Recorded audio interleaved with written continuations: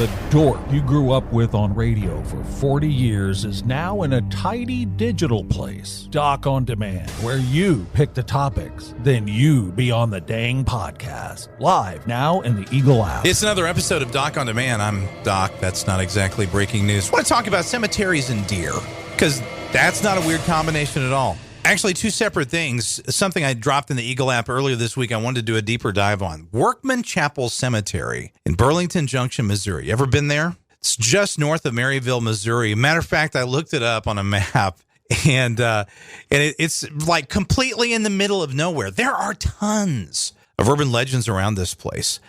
Mysterious Universe was one of the places I found that says it was built by a pastor in 1901. All right, so among the stories I've seen told about this place included a guy allegedly stabbed a woman to death. She was wearing a white dress. He hid the murder weapon under the floorboards of the church that's there. That's strange. Then another lady was apparently hung from one of the great old trees they got there. Of all the people that I've seen that have done content about Workman Chapel Cemetery, they say do not go there at night. Matter of fact, I saw somebody commenting, I think on YouTube maybe or Facebook, that said that there were some college kids that were going to try to scare some girls. So they're going to take these girls out to the cemetery, drop them off, leave them, come back like 15 minutes later, and they accidentally left one of their buddies behind. And he's like, "Hey, what's up? Who did you leave behind other than me and these girls?" Because we could hear something was jumping up and down on the tombstones. It's pretty crazy. So if you're interested in visiting this place, it's located north of Maryville, Missouri. Think like extreme northwestern, north central Missouri. It's practically Iowa, as a matter of fact. Got some maps and stuff you can check out in the Eagle app.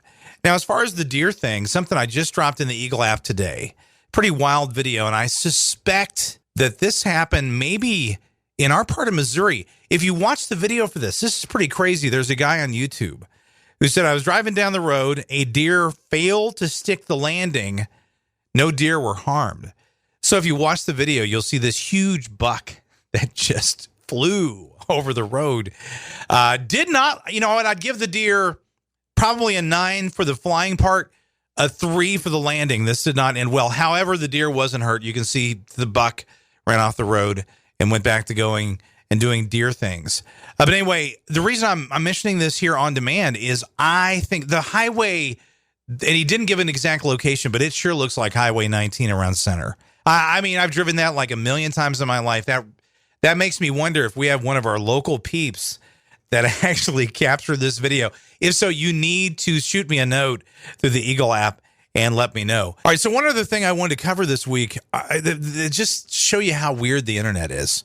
So we were made aware of a couple of store closings. A few months ago, we had passed along word that people had seen signs inside of Quincy's Bed Bath & Beyond that said they were going to be closing the store, so we kind of knew this was coming.